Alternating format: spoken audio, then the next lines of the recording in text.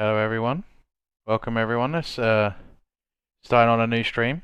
Now, sorry if you heard me, I just realized my mic was open the whole time. I hope nothing was going through.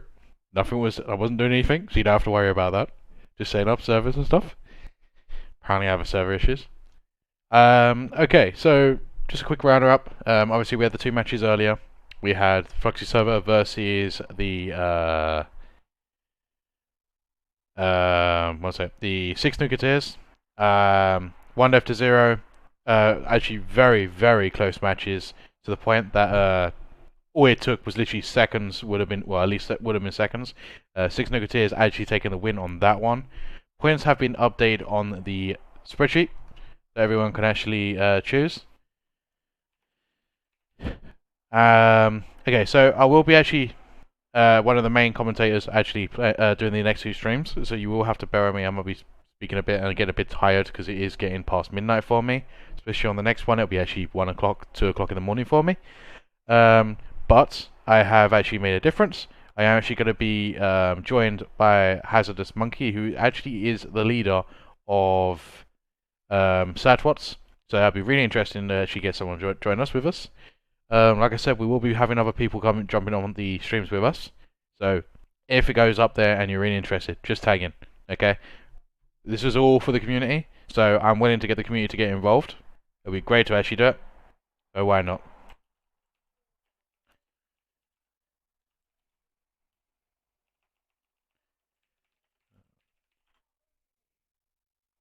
Okay, so let's say hi to Hazardous Monkey. Mate, you there? Yep. Hey, everybody. So, just to kind of introduce everyone there, if you want to just do a quick introduction of yourself, some may know you, some may not. Yeah, I've been in the scene for a long time. This is my first time doing any sort of event, but you probably see me all over the forums for this game and just all over the place. As you mentioned, I'm leading the sad spots, also competing in this tournament. So I'm really excited to see what some of the teams do for this map. Nice. So, from what you've seen so far, have you been on the last two streams? I have. Yep. Is there anything that stands out to you that your kind of like expectations from this next two maps? I think with the first team in our last set, they used kind of like a default hold position, which isn't something I expected too much. Because I think, as you saw, it's usually to your advantage to hold somewhere a little more unorthodox. So that will be probably the first thing I look for is if these folks decide to hold out. This is actually a map we practiced a bit, and this map has a ton of different options. Would you like to share any, or you want to try and keep it for yourself for now? I don't. I think it's too late for them to mix up their strategies. And did you mention there's no repeat maps, right? Or is there? So in general, at the moment, with the map picking in the draft stage, so that's where everyone faces each other. I'm actually making sure there's no repeats, because technically this one was supposed to be Z landing as well, but I want to change it up, make sure everyone gets enough, enjoyment out of this, and everyone gets something different. So take it as if a map's been used up in the draft, I will be getting another map because there's many maps to pick from. Sure. Yeah. So for when we were practicing, one of the biggest problems you'll run into is that these sightlines are just massive. So if you're standing in the open, they are going to spawn so far away. We even had an encounter in which, kind of where your camera is right now, they were spawning literally on the other side of the map, above that heat sign. Oh yeah. And if they're spawning that far, they're filling up the max monsters, which is not good. I have to agree. So we experimented. I think we held at least 4 different places in our practices. One of them was beneath the bridge behind you. We should be behind. Yep, I've played that plus spot before as well. Yeah, in our experience, it wasn't to our satisfaction. I think that's something else these teams are going to have to get used to is figuring out what traders are to their advantage. And I think where this map is kind of like it's a community map. So and where it's very recent, it's not exactly something people have mainly played much, I guess. Yeah, I definitely don't think it's among the popular pool of maps Yes. these days. So I've actually played on the modded version, which I actually really enjoyed, especially the concept of being in an open city. There's some wrecks here and there, and you have to. It really does feel like you've been confined around, the alleyways and such, which is great. In the new version, it looks a little bit. I don't know. It looks a little bit different. Doesn't look as. Tripwire have their own style. I can definitely say that, and this one feels a little bit weird to me compared to the original. For this map, I've played both the original Workshop version and this one. And if I recall correctly, anyway, the Workshop version is much more open. These streets, anyway, are. Yes. I don't think they were as clustered.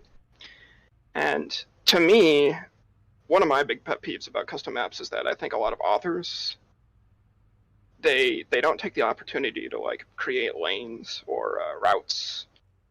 And that was actually something I really liked about this official version is that while these buses and things on the streets look misplaced and just put anywhere, they actually do create some very interesting routes and like lanes that don't look like lanes. Yeah, I would have to agree with that actually. The middle is definitely much more closed in.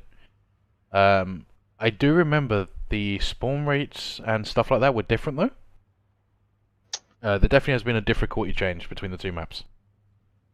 I guess I'm not sure. I didn't play the custom one enough Okay. to. Yeah, I to played quite a know bit. Like this main spawns. street was, you get very, they jump on you very quick, and in this version it doesn't feel like they do. They kind of spawn further away. Maybe it's just how me and my guys actually played it. Okay, so let's go straight into the perks, because the guys are ready. They've picked their perks. How do you feel about this? Because obviously, where you said you've trained about it, is it similar to what you had, or is it expectations a little bit different? Um, I think when it comes down to the perks they're going to use, it ultimately depends on what they get out of them. If they are going to hold somewhere very risky, I think their perks are perfect for some of those options. But I guess it will ultimately depend on what they decide to do, where they decide to hold, and what they do during the wave. Yeah. It also depends on where they're actually going to be holding. It makes a huge difference. Like under the bridge, when you said like it wasn't your thing, and the last time I checked, underneath the bridge, it was very fast. It was very risky, but there was not much room for mistakes, and you get punished very easily. That's the same with like the building, with the is it the iTech sign? I don't know what side to read it It's like the from. hotel. Yeah, I think it's the hotel kind of. Yeah, it's a hotel. So I know that sometimes, depending on the location in there, it can get very, very tight. But you actually have more space to actually maneuver and not be punished. So that's something. Yeah, we found that the bridge we actually didn't think was fast enough, so we decided not to take it. I find the bridge is very independent on your positionings more than anything. Like the center part is very slow, but if you move away from the center, it actually speeds up a lot. For sure. So it does seem like they're actually going to go towards the open area slash hotel. Sizzling hot. Yeah, we'll see in just these next moments here. Yeah, right into the hotel.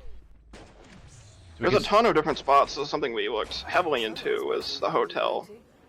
And I think there's like 3 separate spots you can choose in here, or more. Yes, you got the upstairs, which is quite. I would say it's actually probably one of the better ones that most people actually played.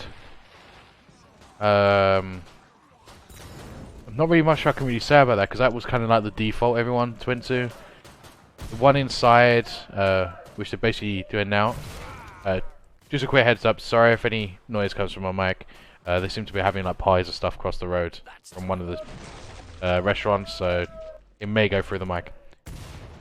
So yeah, basically like the inside, it's a bit, I don't know, claustrophobic, but it feels like it really does slow down.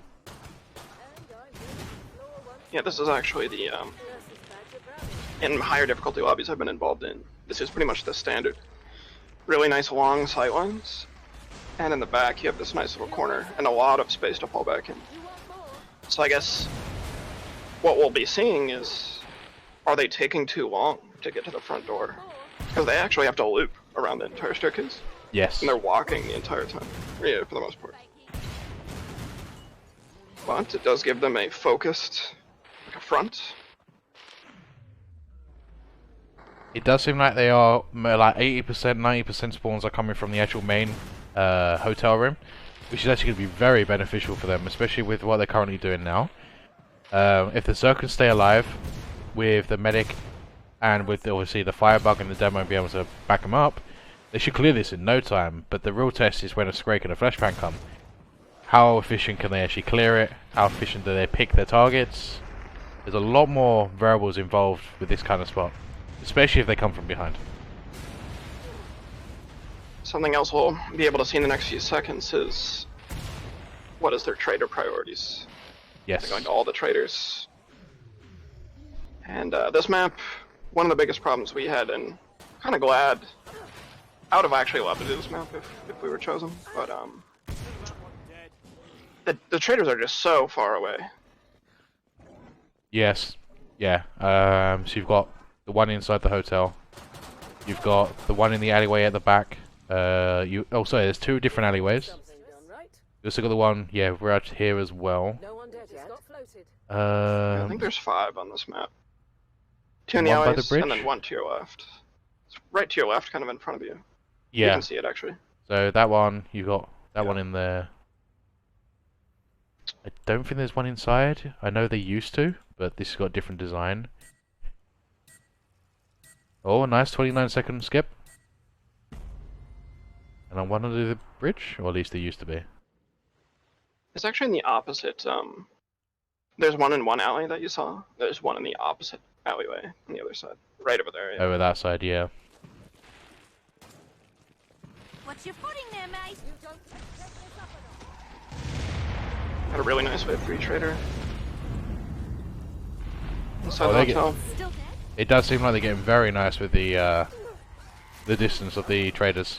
Last one was only 30, 31, 32 meters away. This one obviously being literally right next to them. But they do have Husk now involved, stalkers, crawlers, so this could actually speed up the process for them, or it could actually make it really harmful for them. They don't have 3 husks though, so they're fine. Yes. And we do see a Scrake in the main room actually. He did get stunned outside, but that should trigger him to rage in a moment. Well, there isn't enough damage, I don't think. There they go.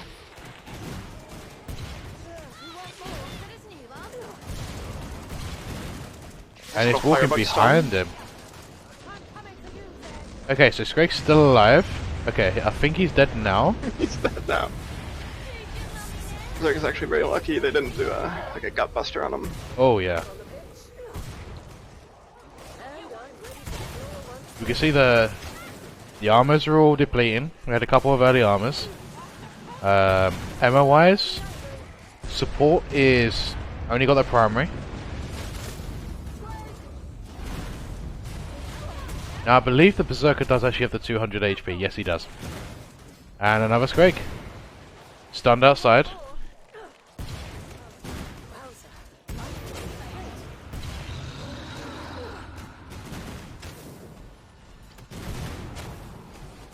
We do have it. So the Scrake's still swinging away. We've got 2 more quarters coming along. Maybe 3. They've actually gotten some extremely unlucky large spawns. Oh yeah. I mean, with them There's 2 only quarter like pounds, a- straight into the support. Yeah.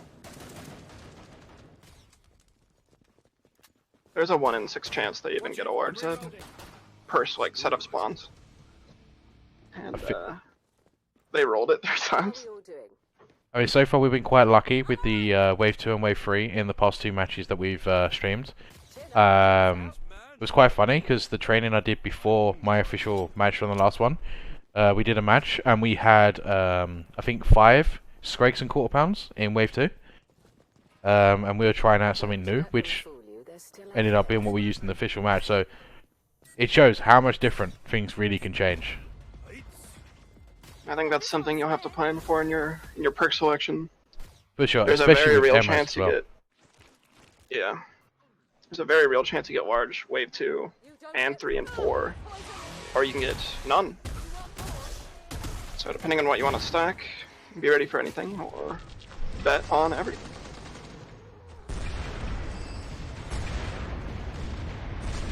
Oh, demo coming out really nice here.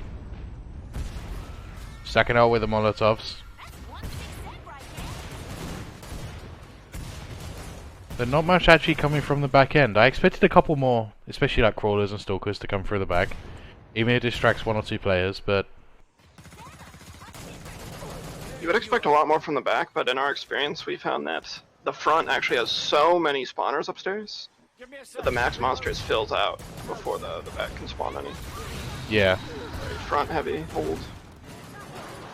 Oh, caught it straight in their face.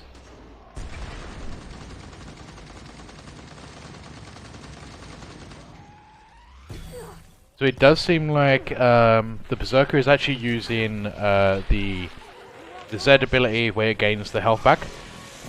Probably actually the better option for this map, especially with the amount of sheer power that's coming through that front. There's a downside though, that every Z time the Zeds just stop, so their progression of new enemies to kill completely just stops. So that's one thing I can actually admit for my team matchup, is that I originally was using that. Because we were trying out different locations, like on top of the outpost with the stairs. It was very handy to just locking things down, but in terms of, you know, actually getting any push, it did the complete opposite effect.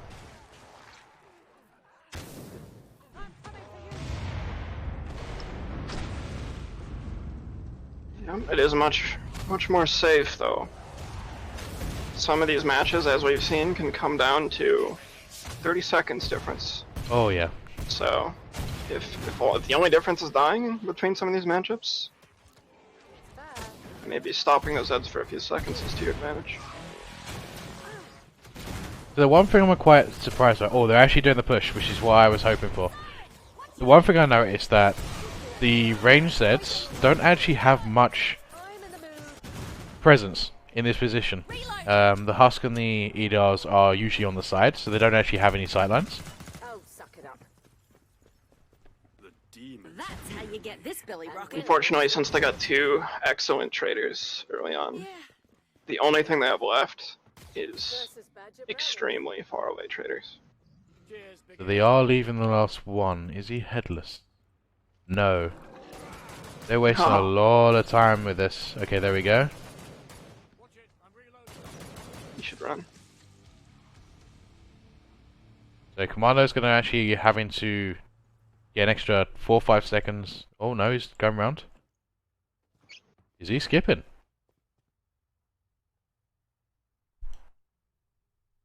Okay, so he's actually not going to the trader at all. I mean, if he's got Scar AK or something similar, Yeah, he he's had an got the M16. which is He's unexpected, got a lot of ammo. but I assume that he didn't really shoot anything in the previous wave.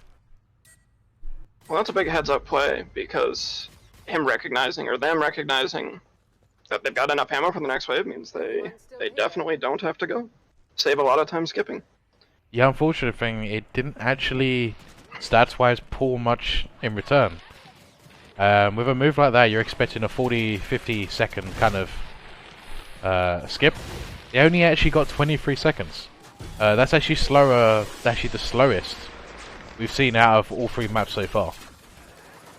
I think that's something we're going to come to expect from this map, is that the traders are so far away that if you're going to them, you just won't have that much time to skip.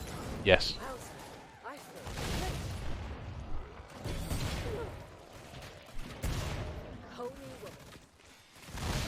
So I gotta admit, like, comparing this one so far to the last 2 matches, we didn't really see much grenade use. You may see an odd Molotov here and there. You will see the demo obviously doing for the stuns, but in this match we're seeing medic, we're seeing assault, the commando, we're seeing the support grenades with quiet Molotovs, and we're seeing the demo. Like, 4 of these perks, maybe even 5, are actually using all their grenades really well. Yeah, they're definitely focusing on doing as much damage as possible with the grenades. One thing. Demo's their only class in their team that stuns with their grenades. Oh, true. There is actually one thing I do need to mention. They actually did have a last-minute swap of members. So a free agent did get picked up on one of the members in replacement. So in terms of training and the combo, the actual, you know, the thing between the team isn't all that there in this match. This is kind of like the first time they kind of all together that I know of. So it's Which actually. player did they switch out? Hoozy Summit, I believe, was removed, and they got Archimes, the moderator from the Kill on 4-2 Discord. He's actually in placement to play. Or old cranky mod in our Discord. Interesting.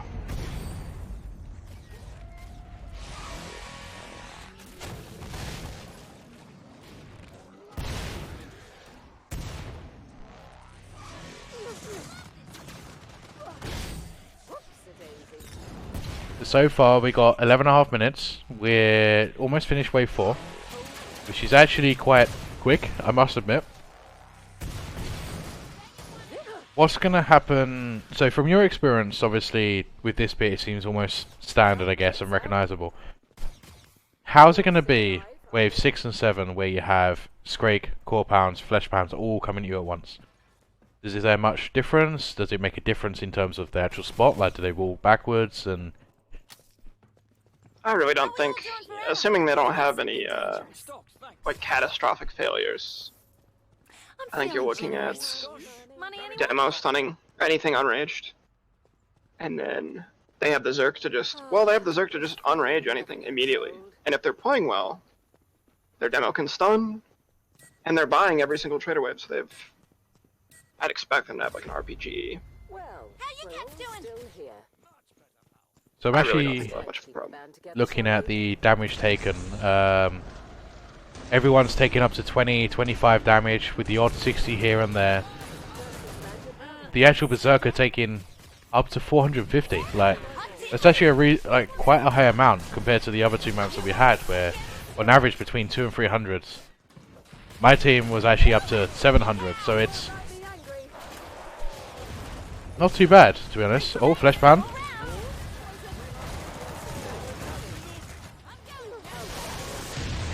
Just like that. They're definitely using their demo adequately, taking out the wards as fast as they can.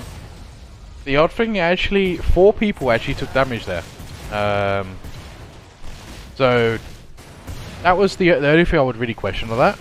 Obviously, Berserker, you wanted him to take out the front, so he'll take a bit of damage, but unsure if we're actually getting some friendly fire here. Sorry, self damage, I should say.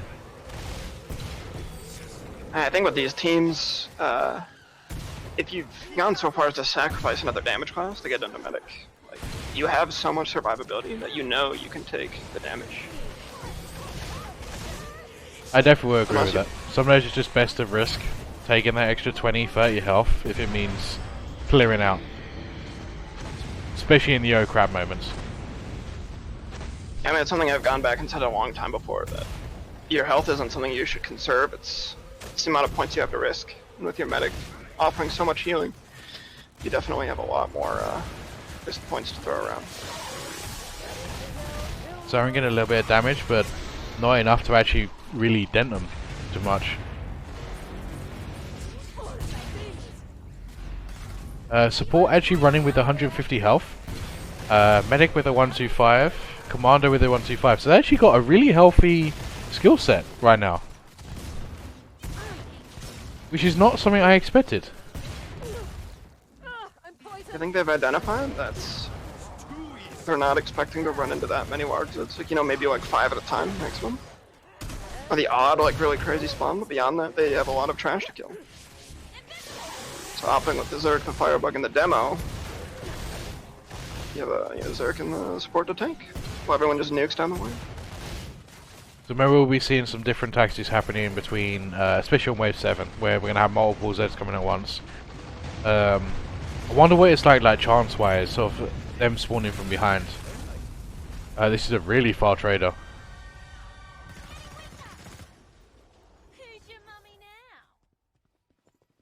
Seems like they're trying to go back and forth. Firebug going for a projectile-based weapon set, which is actually probably the better one in this situation. I know not a lot of people like to use the flamethrower build anymore. I'm still like the classical flamethrower myself.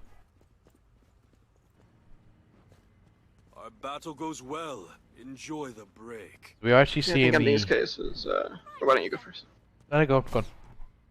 I was gonna say, if they're really making use of the demo, Quick shandy they for can me, use the please, Firebug's really long range attack speed.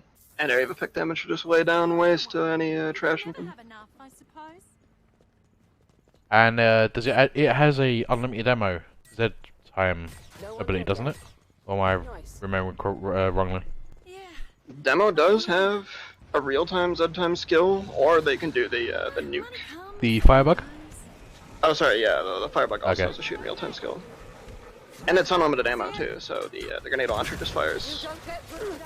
Like, you probably get with a commando 8 or more shots off minimum. And it's a full Z-time extension.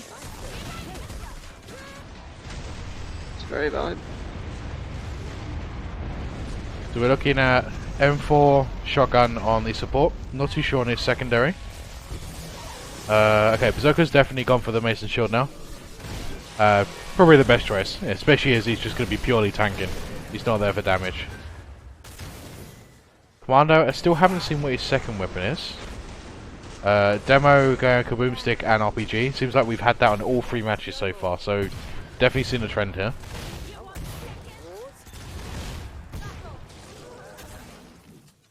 Medic going for the 401. Probably a really good choice, especially if you're thinking you're going to be taking a lot of damage. They also do have the shotgun. Something very rarely seen, to be honest, these days, especially with the new weaponry.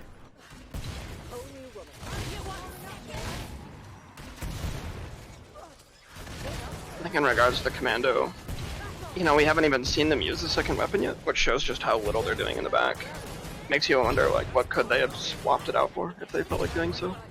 Yes, that's what I'm actually wondering. So,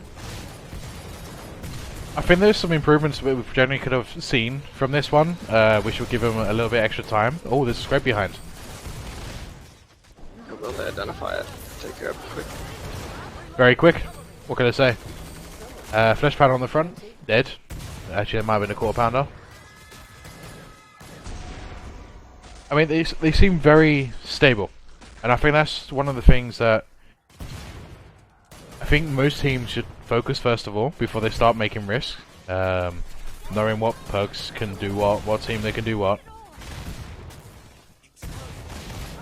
Yeah, you know what? Let's go drone. Let's go see their chat. Let's see what they're going to know. Just one moment.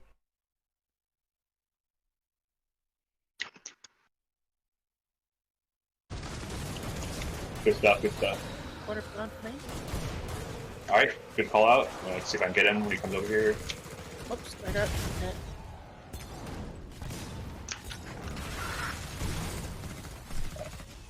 Kick from me. Great coming.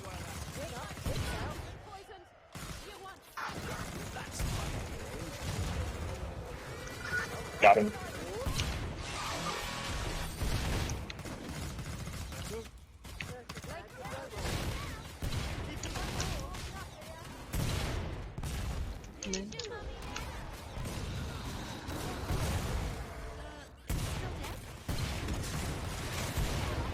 Oh wow, here he is. Okay. Got him. He just kind of got every rush to the trader. Is it Scrag?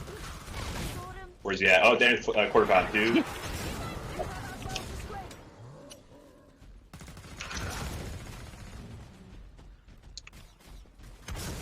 Got it, Scrag. Okay, I'll stay back, okay? Yeah, go ahead and get the bloat and we'll buy up.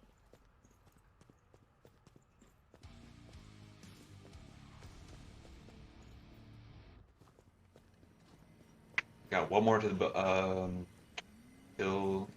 Stay, I don't need anything from the trader. I bet one of you Okay, I'm gonna buy up, and everybody just dump their money on the Mando and support, so they can buy what they can. Does anyone have any dash for armor? Yes. A wise investment, mate. Get it. Thank you. Bloody excellent. I'm loaded. How are we doing for ammo? And reload. Alrighty, we're doing good. How are we all doing for ammo? Sweet eyes, mate. No one's had their head torn off yet. Everyone have enough ammo? I'm FluX, then. Not the best trader spawns. We've only got.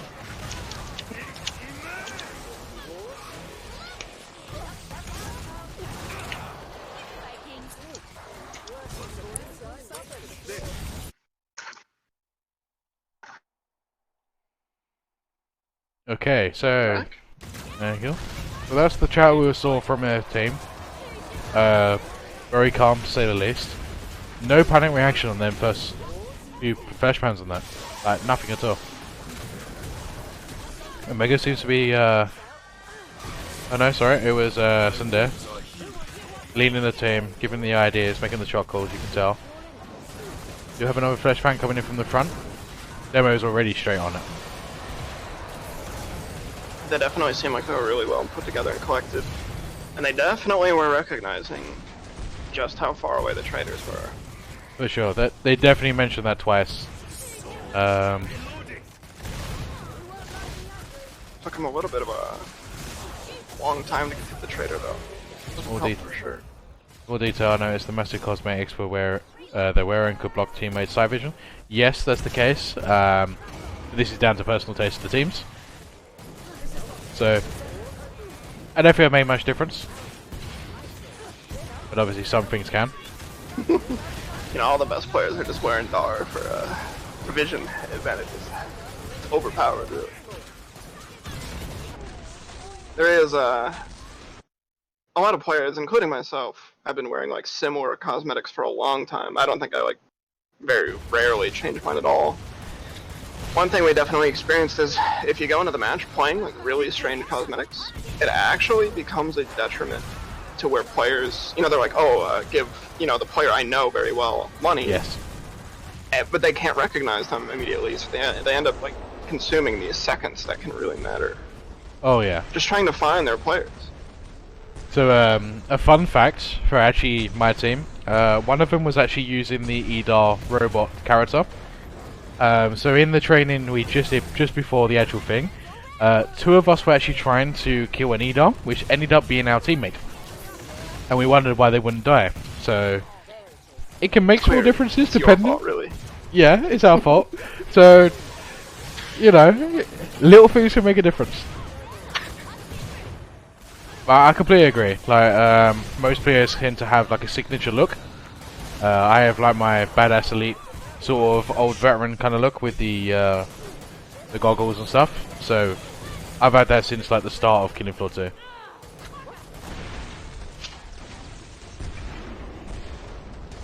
I do like the kitty on the back.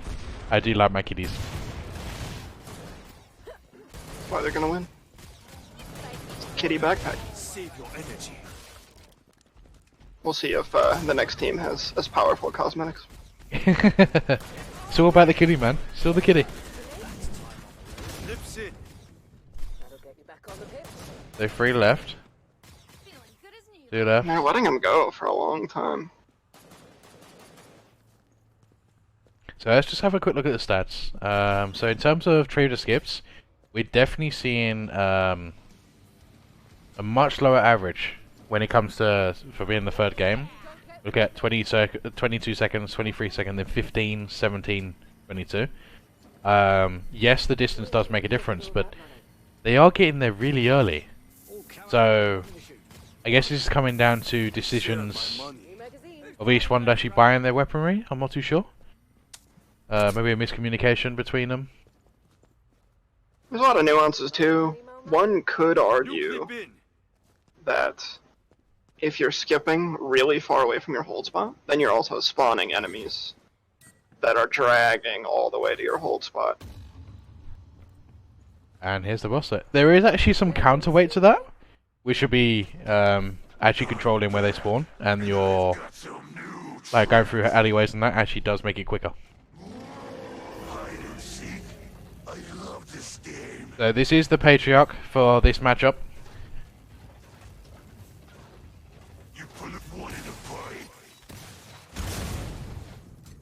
Now I'm expecting a lot of abuse with the vehicles around. I don't know why he's ignoring the Berserker.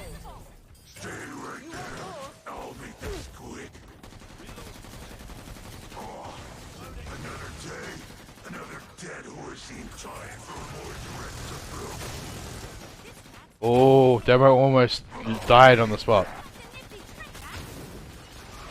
I don't think the Patriarch's minigun should ever be underrated. He's just using all his risk points. And To the there we fullest. go. Boom. 25 minutes dead on. Dead on. Well, we'll have to see with the next team coming up how they, if they're even able to utilize the traders any differently, or hold somewhere else more closer to all the different traders. It definitely was a different experience for what we've seen. Like before, they took a very close combat perspective. I know the maps are very different. Going through, I know there is close combat spots on this one. I don't want to go into too much details.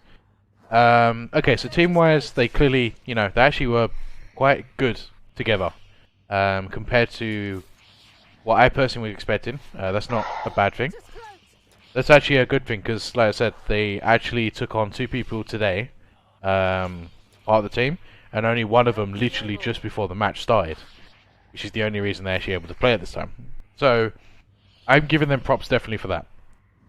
Definitely a good spot to be in.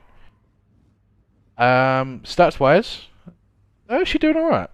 I can't really see much more they could really... I mean, there's little bits they might be able to improve on, which would be trader times, but I guess it depends on location or spawns. They weren't as risky as the other 2 we seen. They definitely took the safer route, which is sometimes actually the better case, as I mentioned. Is there anything you might see where they might have been able to tweak up? Because you did mention that the Commando, and I think one other you said was at the back and they weren't really much doing. Yeah, I think in our experience, just making sure all of your players are really heavily contributing. In Wall Z time is excellent. The Z time provides them with numerous opportunities to refill all of the Zerker's health or get demo grenades off. Even Firebug gets unlimited ammo, and if they're taking a damage weapon, if you're the Husk Cannon, for example, just destroys flesh mounts. Oh yeah. In Z time. And so if that's something they're utilizing, but they weren't using the Husk Cannon on Firebug, they were using the Incendiary, and maybe I'm underestimating the Incendiary grenade launcher, but maybe they take a Sharp instead, and then they just have more Z times with shorter durations.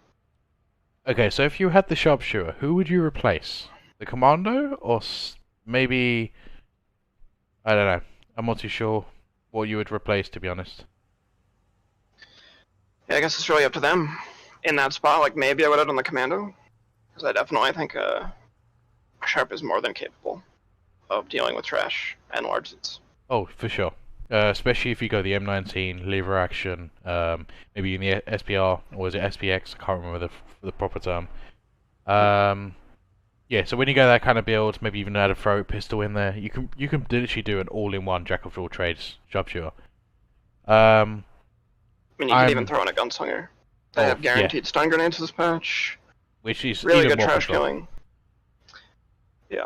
I mean, I've always been the Commando fan. I think it was really underrated in Killing Floor 1, which I tried to prove in the Killing Floor 1 tournaments. Yeah, to me, it's one of the best perks going. And in Killing Floor 2, I think it shines quite a bit. But in this matchup, I think it actually was it was just too spare on the side. It feels like the swap is in most combinations of perks, which is kind of sad to actually admit that. Like I said, because I love Commando. It's my favorite perk. Okay, so let's go to the other part. If you had to pick an MVP for the team, who do you think you would be? And this is for the chat as well. So, who would you think was the MVP, whether it was a perk, and then maybe explain why? I think for me, it's kind of up in the air because I think the Zerker definitely did a good job of doing the job they were asked to do. But I don't know if they were going above and beyond or doing anything extraordinary. I think in these sort of maps, especially this situation where you have one lane that's just dominating, the demo, the firebug, just absolutely destroying. The medic making sure the Zerker never dies. If the Zerker died at any one point, they'd probably still be fine, probably. But the medic, as you said, there was hundreds of damage coming out on the Zerk, and when you're forced to play more safe than you're supposed to, you play differently. So maybe if the medic fell, they would have collapsed. So yeah, it's really hard to say. In these situations, that really the team comes together to do something that wouldn't be possible without other individual players. But For sure. if I were to say, probably the demo or the firebug.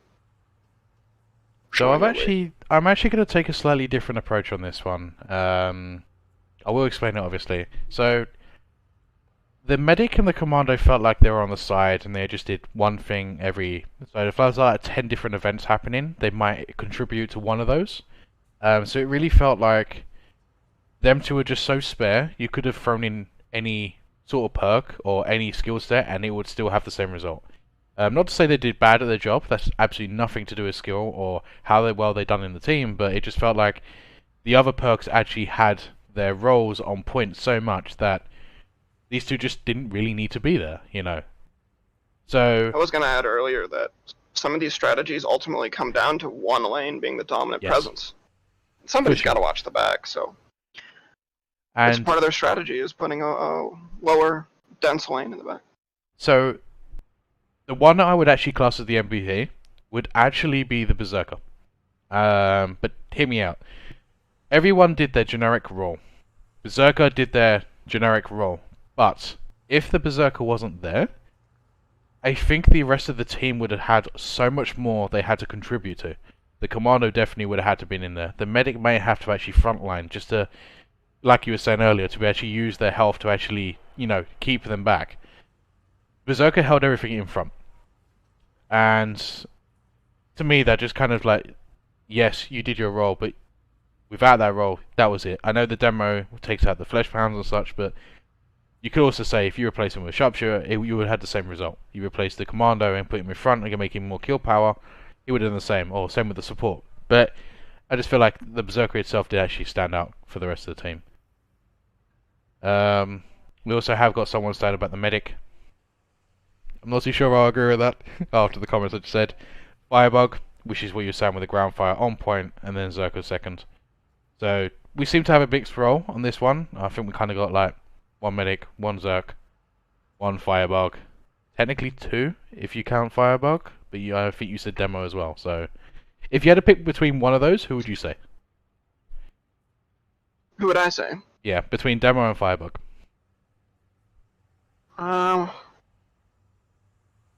It's a tough one. I wasn't really watching the stats too heavily. I'd say probably the demo in this case, just because it eliminated many of the. They got a ton of quarters and flesh pounds that just got eliminated, and they were doing a really good job of maintaining the situation. I don't think they actually missed an RPG shot either, which is really nice to see. You always have where that random RPG just goes somewhere, whether it's your aim or where you got hit and it flings off. They didn't miss a single one. They were on point of the distances and stuff, which was nice. So I've got a lovely Sunday who's actually here. Sorry, I hope I'm pronouncing that right. I know I forgot to mention that earlier. How did you go, man? How did it go? Oh man, it was definitely interesting. I'm very proud of my team, but overall, I think we could have done a little bit better. I feel like the trader spawns were not in our favor because they're mostly at the other end of the map. Yes, we did notice that. Yeah, and then we also had that one unfortunate Zed that got trapped underneath the bridge or underneath the tunnel, which does happen every once in a while. But other than that, I think we did pretty darn good. We got a good skip in there, and I can't see you doing too much better except maybe fitting in one more skip. Okay. When you say skip, what do you mean by skip? It's when at the end of the round, instead of going to the trader, you just skip and skip the trader, and you just immediately start the next round. That's usually a good time save. You could probably knock off a good 50 seconds per skip. So in a tournament like this, where speed running is the goal, skipping is going to be a pretty big advantage. And I'm also glad we didn't have any deaths on our part. In practice, we were having trouble with that, but I made some corrections on that. And on that part, the Berserker at the main entrance had some trouble with the Husk coming around the corner and suiciding immediately. And I just told him before the game started, just back up off that corner a little bit, and well, worked out just fine. So basically, you just kind of you don't want to repeat what happened to me, yeah? Is that what you're trying to say? Okay, so it seems like you guys, because we did drop in for a good up to a minute into your voice channel, and you were very calm. Your team definitely was very calm. Wasn't much communication, but the communication that was said was on point. You know, money here to this pun. I'm buying this weapon. Going on to wave 7, you had 3-4 quarters spawned in front of you. Not much reaction in terms of panicking or anything. You're on point. It seems like you guys were really good, and that's actually something I wanted to ask you about. One of your members obviously was dropped, and you got into another one. How do you feel this actually affected your team result overall? Because obviously this was the last second, like literally just before the match. Yes, it's a pretty big shame. It's just something that had to be out of necessity, and I really enjoyed the team member. He seems like a good guy and stuff like that, but necessity takes place first, and it was kind of a hassle. We didn't even get much chance to practice this. It was kind of a cold run, but I think we did really good for what we had the ability to do. So that's all about our strategy and just communication. That's good to hear. So I got another question. So by the way, any of you, if you've got any questions for the team, ask him now. Obviously, where he's on the point, he'll be able to explain. So some of it he may not want to, obviously tactics and stuff, which is understandable. But yeah, we'll throw any questions you got over. So I have got another question for you. Well, I tell you, I have two. So one thing I personally did notice, I actually Heather did mention as well. You had two players that felt like they were just standing around. They didn't really have much of a role to do. The commando and the medic. Obviously, they're just going to be backups and helping out. But what was the actual plan with that sort of section? Just so we can understand what was happening from your guys' view. Obviously, where we got very limited view of what was going on. I'd extend off that maybe. Now that the match is over and you'll never have a chance to try it again, do you think you would change up anything even? Yes, that's with it. the perk selections. I think I might change the command. I can't really exactly say. It would take more practice on my end just to fill it out. The commando is there just to kind of cover the kitchen because the kitchen's kind of an important area in the hallway, and just to to really chain those Z timings together, so that me as a demo could put those nukes out, and everybody can just feel a little bit more safer with everybody coming in. If I could change it out, I might change it to one of the different, like maybe a Sharpie or a sharpshooter or a gunslinger. But that'll come from practice and a little more time on the map. That makes sense. Yeah. Okay. The other question I had, we did know. I was going through some of the stats. Your wave skipping. You did mention that you could do a bit more on all that. You had like 18 seconds, 17 seconds, 22 seconds, 15, 23, 28, 29. So you started off really strong, and I did notice that you did actually have close spawns, and then it turned out it just decided to put you on the furthest trade as possible. We did notice that your team was trying to go towards the traders a bit as well. Is there anything that you think like anyone might be able to actually do to kind of like what can they actually think in these situations? Like what do you think they could actually do from your point of view? How to counteract that? I would have maybe like two suggestions. You could probably have a support run ahead of time, like way before the round goes on, and just buy what everybody needs and just kind of bring it back halfway. Maybe just save some time on that way. Or maybe a gunslinger can go out there and kind of do a similar thing, or just buy what they can. I think a gunslinger would probably be really helpful because that trap that there's some kind of a glitch or whatever that a Zed usually sometimes gets stuck underneath in the tunnel. And that's happened almost every time we practice, and that really is kind of an unfortunate time waste to sit there and have to double back and get this one Zed who's standing still. Yeah, sounds about right. Hazardous, would you like to maybe emphasize a little bit more on what maybe any ideas that he might not have mentioned? Yeah, I think definitely when it comes to trader organization, there are many strategies you can employ. Most of them require a lot of team coordination, though. So I definitely commend. You guys obviously picked up your sub for this match, and we've practiced with our subs, and it has been a struggle in the first match or so for them to pick up the weight that they need to carry of these strategies that we've as main players have been known for a long time.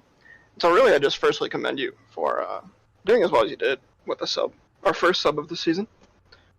And then, but yeah, to talk more about those stuck Zeds was something on this map. We won't have to play this map because it's already been chosen. But I think we actually chose a completely different spot because we were avoiding stuck Zed spawns.